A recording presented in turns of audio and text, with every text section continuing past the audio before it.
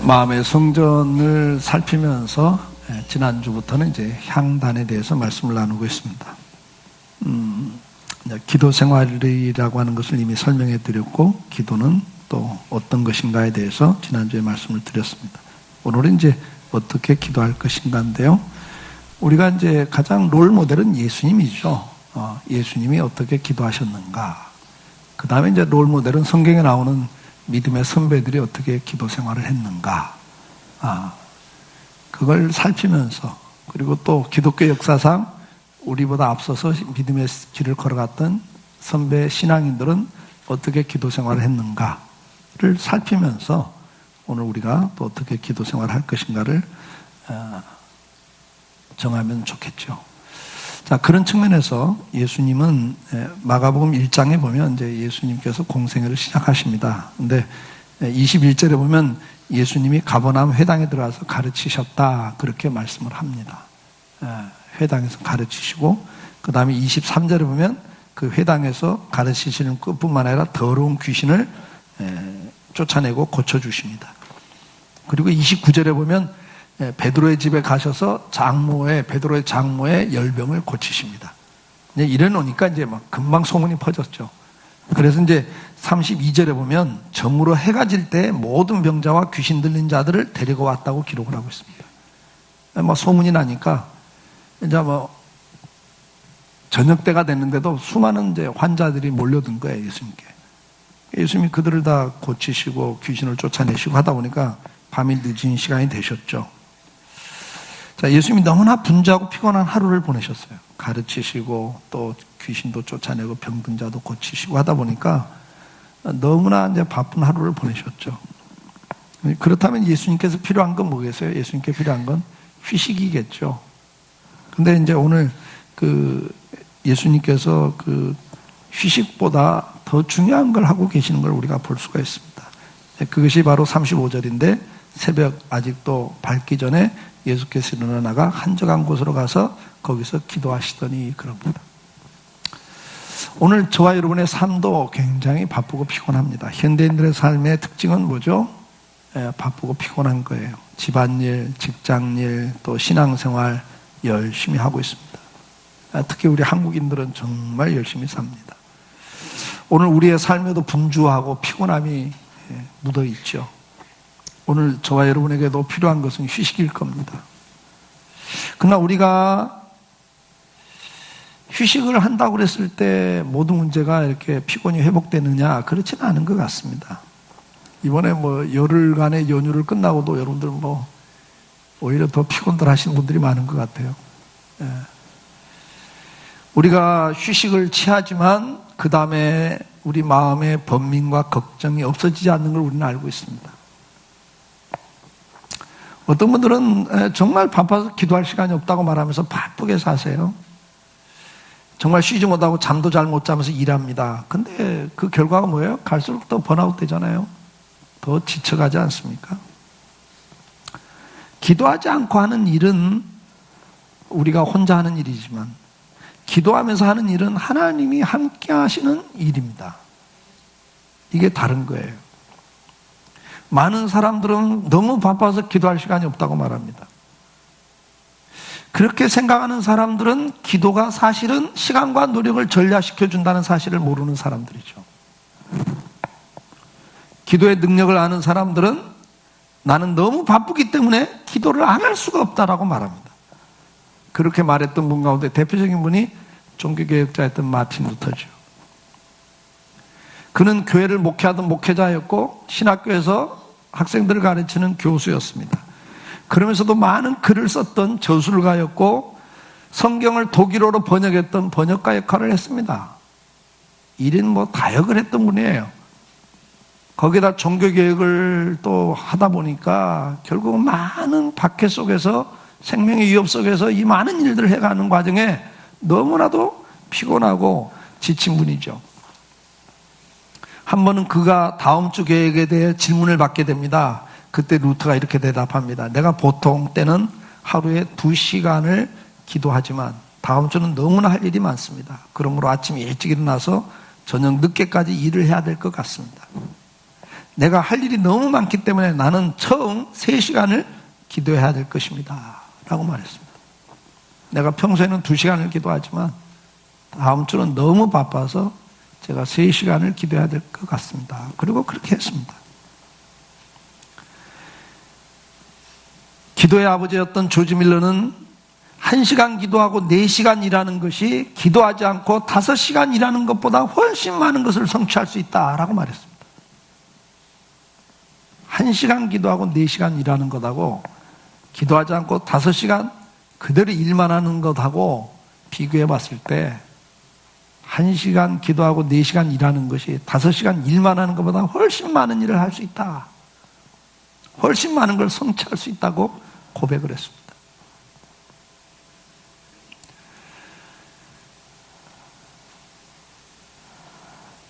우리는 예수님의 기도를 통해서, 믿음의 선배들의 기도를 통해서 어떻게 기도해야 될 것인가를 배워야 됩니다. 자, 기도가 중요하다는 걸 우리는 알고 있습니다. 기도해야 된다는 것도 알고 있습니다. 그러나 참 기도하는 게 쉽지 않다는 걸 우리는 또 알고 있죠. 자, 그럼 어떻게 해야 될까? 자, 예수님은 언제 기도하셨습니까? 어디서 기도하셨습니까? 라는 질문을 던지시고 우리 믿음의 선배들은 언제 어떻게 기도했는가를 우리는 또 질문을 던지면서 답을 보면 답이 나오죠. 수천 년 동안 믿음의 선배들이 고민했던 게 있어요. 내가 어떻게 하면 주님과 교제를 제대로 할까? 어떻게 그분과 동행하는 삶을 살까? 신앙생활을 한다고 말할 때 신앙생활이 뭡니까? 하나님을 바라보고 믿고 바라보는 생활 아니에요? 다시 말해서 주님과 동행하는 삶을 말하죠. 수많은 믿음의 선배들이 이 주제를 놓고 고민을 했어요. 어떻게 하면 내가 주님과 동행할까? 그 주님과 동행하는 것 가운데 가장 중요한 게 주님과 대화인데 그 대화 가운데 어떻게 하면 하나님 말씀을 내가 잘 들을 수 있을까? 여기에 대한 고민을 했고 그 다음에 내가 어떻게 하면 하나님께 내 속에 있는 모든 것들을 제대로 고백하고 말할 수 있을까? 기도를 할까? 이걸 고민했단 말이죠. 자, 우리는 예수님에 대해서 먼저 봅니다. 앞에서 봤던 마가복음 1장 35절에 보면 예수님은 새벽에 기도하셨습니다. 누가복음 6장 12절에 보면 예수님께서 밤이 새도록 하나님께 기도했다 그랬어요. 이건 제자들을 사도들을 선택할 때 하셨던 이야기입니다. 어느 때는 밤새도록 기도를 하셨습니다. 자, 시편 55장 17절에 보면 다윗은 어떻게 기도합니까? 저녁과 아침과 정오에 내가 근심하여 탄식하리니 여호와께서 내 소리를 들으시리로다. 다윗은 고백합니다. 내가 저녁에도 아침에도 정오에도 탄식했다, 기도했다고 고백을 합니다. 시편 5장 3절에 보면 다윗은 고백합니다. 여호와여, 아침에 주께서 나의 소리를 들으시리니 아침에 내가 주께 기도하고 바라리이다. 이 아침에 하는 기도를 하나님이 들으신다 이렇게 고백을 해요. 사실 제일 맑은 정신으로 하는 기도고 제일 또 하루를 시작하는 첫 시간에 하루를 시작하기 전에 먼저 하나님과의 교제 속에서 답을 얻고 하루를 살겠다는 의미이기도 하죠. 그래서 그때 하나님께서 응답을 제일 많이 한다라는 의미도 돼요. 일을 하고 난 다음에 기도하는 게 아니라 일을 하기 전에, 하루를 시작하기 전에 기도를 합니다. 이게 이제 유대인들은 이게 아주 전통입니다. 아침에 일어나면 그들은 말씀을 암송을 하죠. 네. 그리고 그 말씀을 가지고 묵상을 하기 시작합니다. 그 말씀의 의미가 뭐고 오늘 그것이 나에게는 어떤 의미가 있는가, 오늘 내가 이런 일들을 해야 되는데 그 일과 이 말씀은 어떤 관계가 있는가, 이걸 묵상을 한단 말이에요. 그리고 기도를 하죠. 거기서 수많은 아이디어가 나왔다고 그들은 고백해요. 그런 것들을 정리하는 게 탈무드이기도 하고요. 우리가 너무나 잘 아는 유대인들의 그 지혜로움은 다 어디서 와요? 아침에 일어나서 제일 먼저 이거부터 하거든요. 다니엘서 6장 10절에 보면 다니엘은 어떻게 기도하고 있습니까? 다니엘이 조서에 왕의 도장에 찍힌 것을 알고도 자기 집으로 돌아가서 윗방에 올라가 예루살렘을 향한 창문을 열고 전에 하던 대로예요. 전에 하던 대로 하루 3번씩 무릎을 꿇고 기도하며 그의 하나님께 감사했더라. 이제 자기가 이 정적들의 모함에 걸려서 이제 죽을 걸 알면서도 그가 하나님 앞에 기도하면서 감사하고 있어요. 사도들은 이 유대인의 전통을 이어봤습니다. 유대인의 전통이라는 건 결국 믿음의 선배들의 전통을 이어봤죠. 사도행전 10장 9절에 이튿날 그들이 길을 가다가 그 성에 가까이 갔을 그때 베드로가 기도하려고 지붕에 올라가니 그 시각은 제 6시더라 그랬어요. 이 6시는 낮 12시를 말합니다. 유대인들은 아침 6시를 1시라고 말하거든요. 아침 시작할 때부터 1시부터 시작을 해요. 그러니까 6시면 정오 12시를 말합니다. 12시가 됐을 때 길을 가다가도 12시가 되면 기도하러 유대인들의 지붕은 이렇게 평상 지붕이기 때문에 옥상에 올라서 기도를 합니다. 그 다음에 사도행전 3장 1절을 보면 제9시 기도 시간에 그래요. 이건 이제 오후 3시예요. 오후 3시 기도 시간을 정해놓고 베드로와 요한이 성전에 올라가서 기도하러 갑니다. 사도행전 10장 30절을 보면 고넬료도 역시 제9시 기도를 하는데 그래요. 그러니까 이게 유대인들에게는 이 고넬료는 유대인이 아니죠. 근데 유대사에 와서 신앙을 갖고 하나님을 믿게 된 이 백부장이 유대인들이 하는 걸 보고 배웠다고. 그래서 이 사람도 9시 기도를 하고 있다는 걸 성경은 기록하고 있어요. 사도행전 16장 25절에 보면 한밤중에 바울과 실라가 기도하고 하나님을 찬양했다 그랬어요. 한밤중에 기도하고 있는 모습을 성경은 기록합니다. 위대한 신앙의 지도자들, 믿음의 선배들은 그런 기도의 습관을 가지고 있었습니다. 다윗은 왕이죠. 바쁜 사람이잖아요. 다니엘 총리 대신입니다. 엄청나게 많은 일을 했던 분들이에요. 근데 그들은 시간을 정해놓고 하루 3번씩 하나님과 교제하는 시간을 갖고 있습니다. 그것이 초대교회 사도들에게도 그대로 내려갑니다. 그리고 그 사도들의 그 영향을 속사도와 교부들이 이어갑니다. 2세기의 터툴리안 교부는 하루 3번 기도하는 것에 대해 기록을 하고 있습니다. 3세기에 내려와서 히폴리투스 감독은 하루 6번 하는 기도에 대해 말하고 있습니다. 많은 그리스도인들이 일주일에 한 번 또는 하루에 한 번 기도하는 것으로 만족하고 삽니다. 그러나 성경에 보면 믿음의 선배들은 하루 여러 번 기도하고 있다는 걸 알 수가 있습니다. 주님께서는 우리에게 말씀을 하죠. 마태복음 26장 40절에 너희가 나와 함께 1시간도 깨 있을 수 없더냐. 그러면서 뭐라고 말씀합니까? 시험에 들지 않게 깨어 기도하라 그랬어요. 여러분, 기도하지 않으면 지난주에 말씀드린 것처럼 우리 마음의 상처가 치료되지 않습니다. 그래서 날마다 원망, 불평, 그리고 분노, 저주, 그리고 뭐예요? 좌절, 절망. 이 상처 때문에 결국은 뭐예요? 기도하지 않으면 이 마음의 성전에서도 이 향단의 기도가 회복되지 않으면 결국은 그것 때문에 인생이 무너지는 거예요. 이 성전이 더러워지면 망하리라 그랬는데 여러분, 망하는 게 기도하지 않으면 스스로 망해요. 방법이 없어요. 기도하지 않으면 정욕이 억제됩니까? 정욕에 사로잡혀 살 수밖에 없으니까 망하죠. 기도하지 않으면 시험에 드는데 어떻게 버텨요, 여러분? 뭐 천하장사도 굶는 데는 재주 없어요. 기도 안 하면 목사, 장로, 권사란 직함이 여러분을 지켜주지 못해요, 여러분.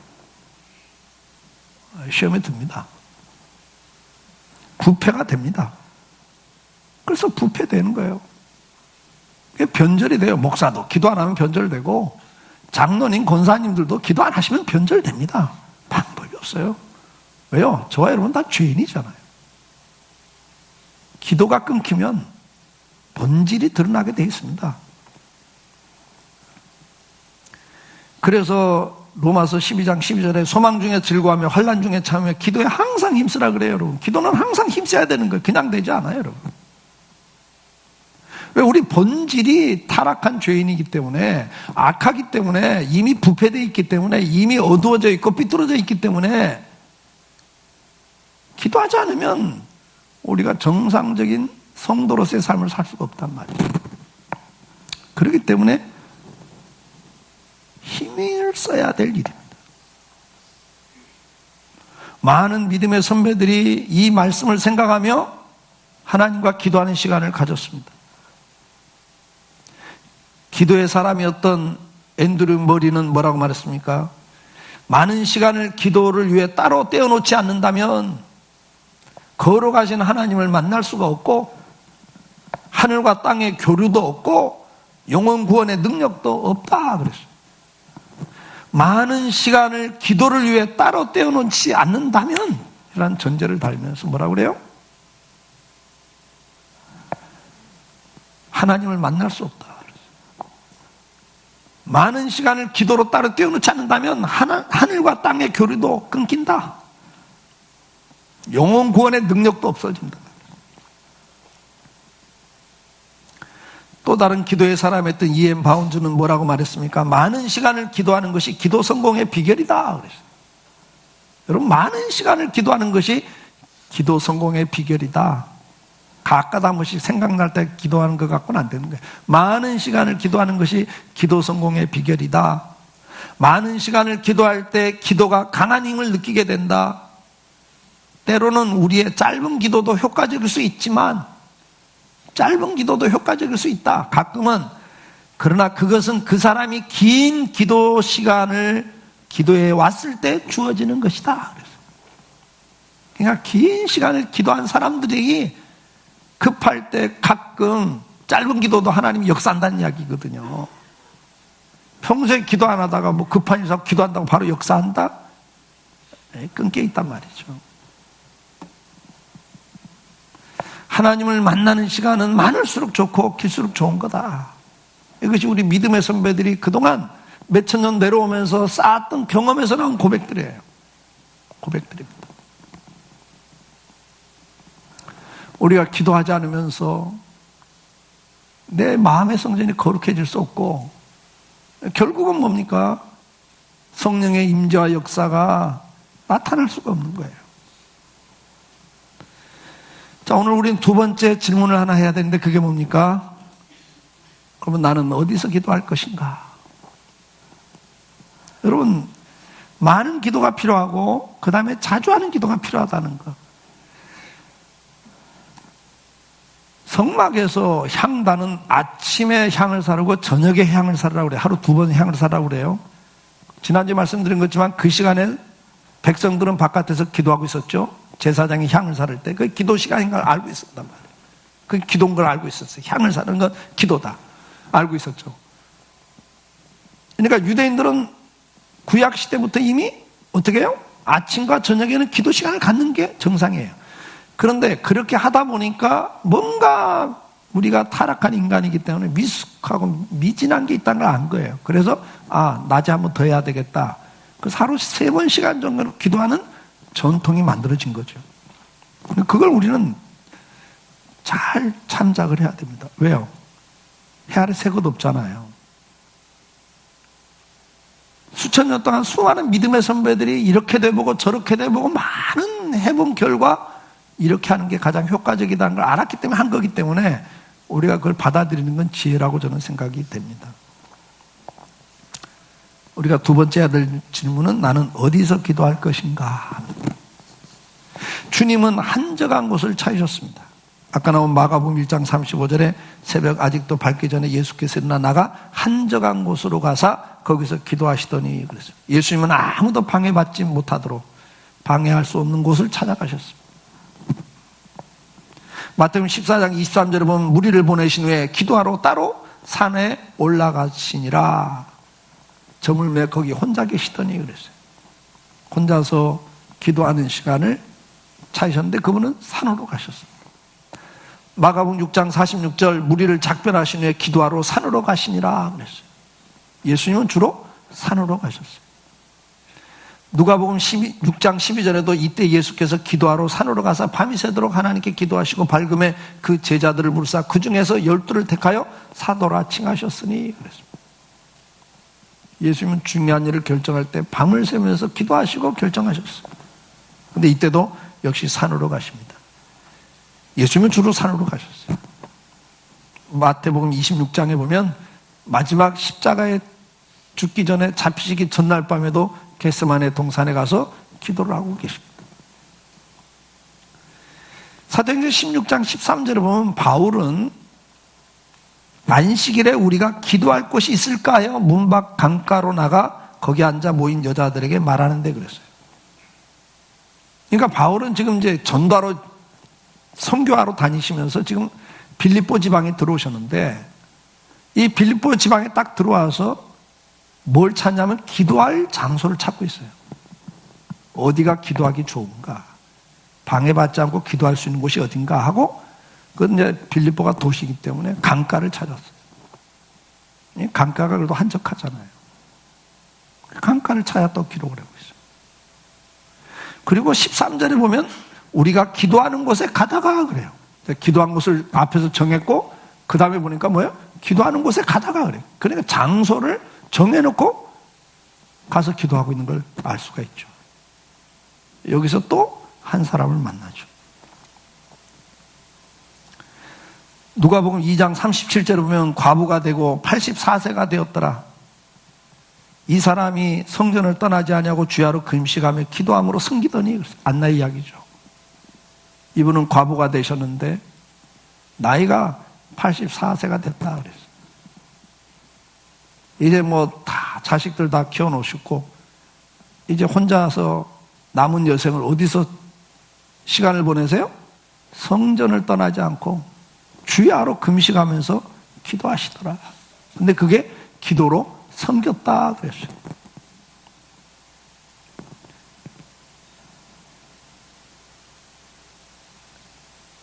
나이가 들어서 더 이상 할 일이 없다고 생각하지 마시고, 우리 권사님들도 기도 많이 하시지만 이런 권사님들이 나왔으면 좋겠어요.